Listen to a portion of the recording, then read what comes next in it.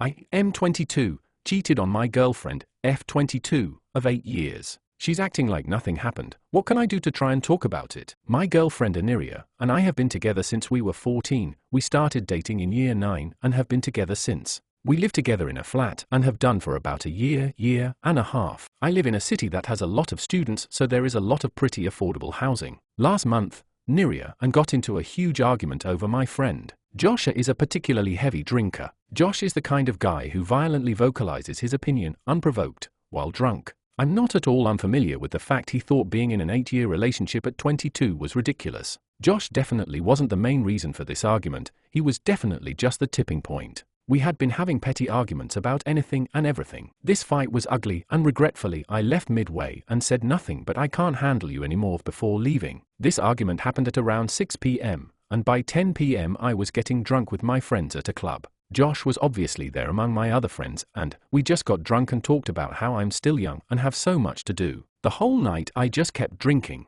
Niria had texted me a few times and called me too, but I didn't open or answer anything. I ended up getting blackout, and the next morning I woke up in a bed with a woman I didn't know. I called one of the friends I had been out with the night before, Caleb, to come get me. I asked him to tell me what happened, and long story short, she came over to us and I was weak. Our other 2 friends tried to stop me from leaving, but I had already gone when they realized what was happening. I told Caleb to take me home to Niria. He asked if I was sure, but in that moment I couldn't think of anything else. I just wanted to be home. My phone was dying, but I managed to try and call her a few times before it died. When I got in, she wasn't there, and panic set in very fast. I charged my phone, showered, and just waited. I read her messages from the night before, and they were all apologetic and asking for me to please come home. She has my location, and she texted me asking who I was with, a little bit after the time Caleb said I had left the club, and that was the last text. I got back to the flat at about 9 a.m, and no matter how many times I called and texted, I was getting no answer. I called her best friend Lily, and was hung up on. When she came in at around 3 p.m, I broke down immediately and just cried and begged.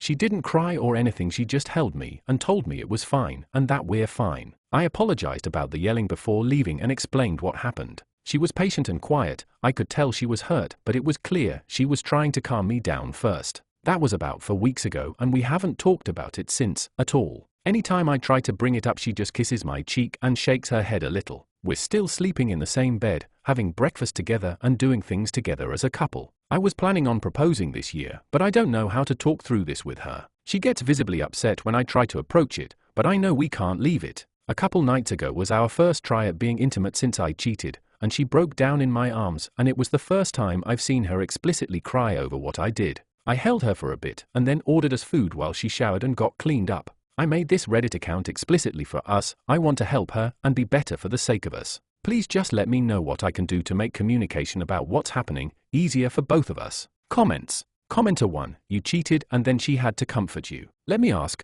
how much was Josh pushing you to drink and hook up while you were out? Commenter 2, yep, at the very least, Op needs to cut off Josh because he is not a friend at all. Not saying this will save the relationship, but it might help to establish some trust back. Either GF is making an exit plan or wants Op to step up and make it right without her having to say what to do. She wants him to be thoughtful of her. Although, I hope she is just planning her exit, to be honest. There really isn't any coming back from this. The trust that was broken can never be repaired. Commenter 3, so, you have been having petty fights about anything and everything. You have shitty friends. You leave during a fight saying I can't handle you anymore. You ignore her after leaving. You get the blackout drunk. You cheat. You break down and she has to calm you down. Wow. I truly hope she's working on her exit strategy. Edit. How do I go about communicating what happened with my partner? Originally, when brought up to her, I brought it up as cheating, but since learning some new information, I've learned that was not the case. Just wondering on how I can bring this up and phrase it. I've been struggling to cope, but admittedly, given the situation that she believes to have happened, I've put her through some struggles too.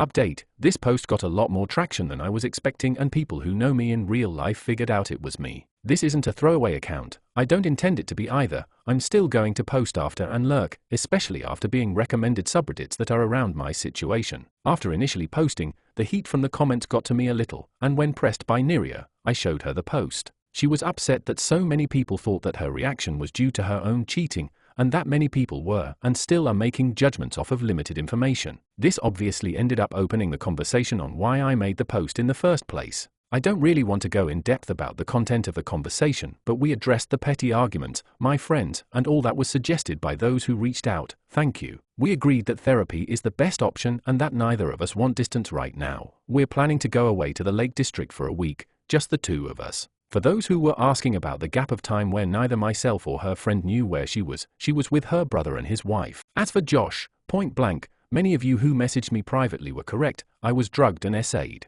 The woman was a friend of Josh's. She came forward extremely apologetic and said she didn't know that I had been drugged and thought that I was just super drunk, which is why I wasn't as active, her words. She also continued that was tipsy, her words, and Josh had booked an Uber back to hers for the both of us. She had messaged me this because a friend of Nay had seen the post and mentioned it to a friend who just so happened to be a mutual of this woman, Kate. She sent me proof of messages between her and Josh the day after, which included his attempts at bantering about the situation. Caleb and another one of our friends, Luke, brought the situation up to Josh prior to me learning about this situation because both were suspicious. They ended up getting him to admit that he wanted to give Mika a taste of what else is out there. Charges are being pressed and the police is involved. Prior to this he had made attempts to reach out and see how I was doing, but all of my time was spent in person with my girlfriend, as he was quite literally the last person I wanted to see, regardless of knowing he got me essayed. Explaining the situation again with what I had learned was difficult. We both cried, comforted each other and cried some more. She broke down and had a panic attack. She felt guilty for being upset and I reminded her that neither of us knew,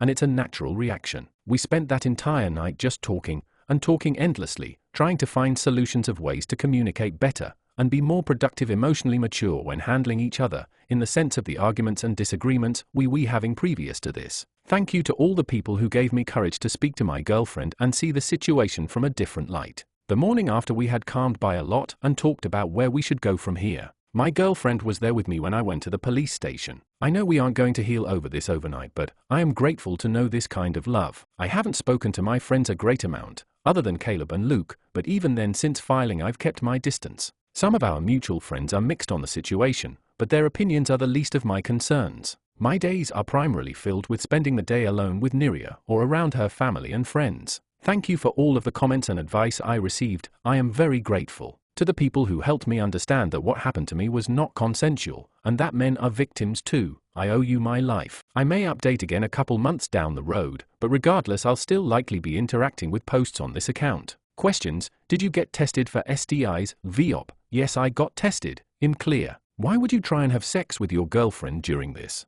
OP: I didn't act first, but I didn't pull away. Many of you were right, she was just trying to do it because she thought if she could get through it then it wasn't really affecting her. Are you planning on continuing to drink? OP: no, never again. Do you still talk to Josh? OP: Josh and I are zero contact, regardless of police advice. It would be that anyway. Have you actually been together for 8 years, or is that how long you've known each other? OP: yes, we have actually been together in a relationship for 8 years, but we've known each other for 11. We met in year 7. We stayed in the same secondary and then eventually 6th form, leading to where we are now. TLDR, I was drugged by my friend which led to my SA, and I misjudged this as cheating. Charges are being pressed and my relationship is healing slowly.